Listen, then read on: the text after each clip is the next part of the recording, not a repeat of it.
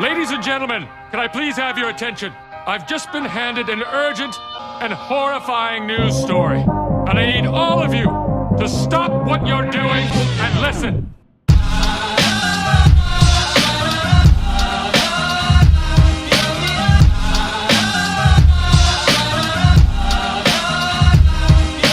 There's a lot of arguments how pro-rel could help the United States.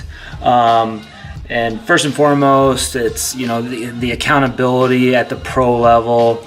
It's rewarding excellence and becoming a meritocracy.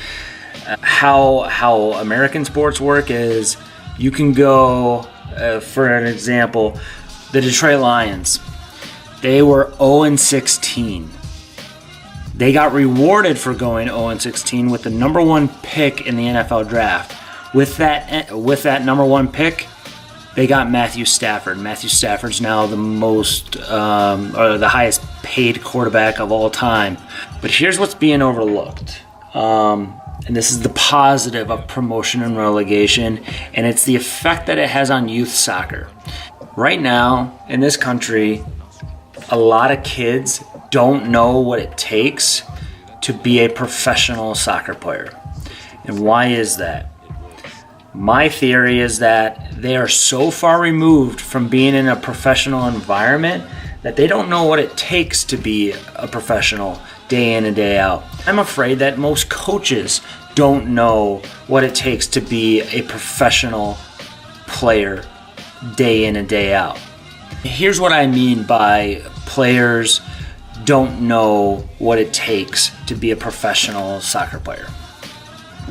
How I look at youth soccer clubs in the United States, I look at them as a staircase, okay? And let's say we have the U18s up here. Then you have the 16s, 14s, 12s, 10s, and the 8s. In US soccer, we are lucky if the 8s ever get to see the U18s, because rarely does an entire club train at one facility. There's a lot of youth clubs that train at multiple parks, multiple indoor facilities, wherever, and they just make do, all right? That's a problem, okay? In Europe, their staircase doesn't stop at U18. It goes to 20s, it goes to 23s, it goes to second team, and then it goes to first team. And what you see is the entire club actually trains at one facility. They have locker rooms set up where there's the 8 locker room, the 10, the 12, the 14s, the 16s, and then at the end of the hallway, you see the first team locker room. And you know at 8 years old that you want to be there. That's what is missing right now in the United States. Now you're probably watching this and you're like, that doesn't really have an effect on players, youth players, being around first team players. It has a large effect. What's been playing behind me over here is videos of Paul Scholes and Ruud van Nistelrooy during their time playing with Manchester United. And what the video shows is Scholes with some of the youth players at Manchester United. And what's amazing about this video is that one of the kids is Danny Welbeck when he was 12 years old. Danny Welbeck ended up playing with Scholes. He's now at Arsenal.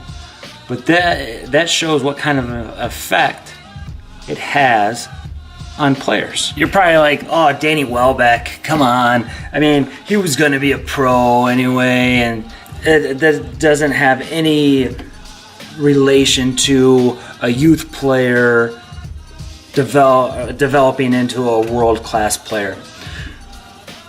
But again, it's the effect that pros have on kids, all right?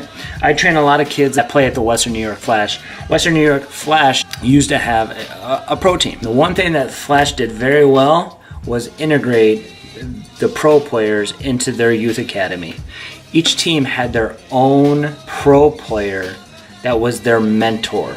I'm working on another vlog about who my favorite players in the world are. Who's your favorite player? Abby Delkemper. Abby Delkemper. Abby Delkemper. Most people in the United States couldn't tell me who Abby Delkemper was. So it just shows how important being around pro players can be and have an effect on youth players.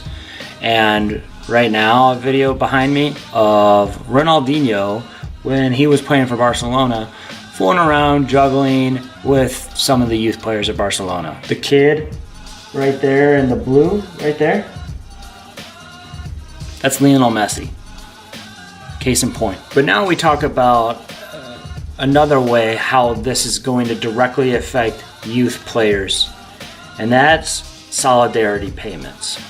Now, if you look up solidarity payments, what will usually come up is a case where DeAndre Yedlin went from the Seattle Sounders to Tottenham. There's a thing in FIFA called solidarity payments. And what solidarity payments are is that once you sign a professional contract, the team that signs you has solidarity payments to the teams that develop that player from U12 and up. It is said that Crossfire Premier, who helped develop Yedlin when he was, a teenager, was going to get a payment of around 60 grand. 60 grand for one player is a lot of money. 60 grand can go a long way in helping a youth club with costs. 60 grand, that's a facility rental for the winter. 60 grand could pay for up to what? 30 players, 40 players, 50 players? How many salaries could that pay for of youth coaches?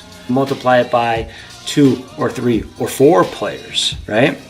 Now you give these clubs and these youth coaches an incentive to actually develop.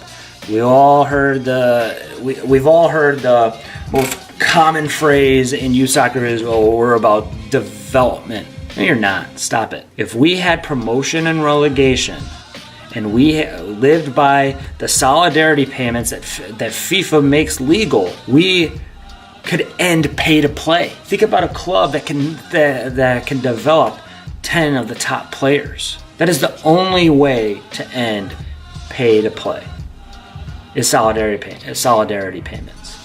So when a pro club signs John Smith to a pro contract, imagine whoever he played for at U12 gets a check. That's how the rest of the world does it. And that also gives incentive for every single club in the United States to start their own senior team. There's guys like Tom Byer who says that there could be over 200 professional clubs. And so through promotion and relegation, you have players in a professional environment and getting to see professional players every day. And 2, you get major incentive for coaches and clubs to start developing real players. Rather than, okay, I coach a kid from U10 to U16, they leave to go to the development academy club, they go to the development academy club, they go to college, then they go to the MLS, and the club that developed him gets nothing for it.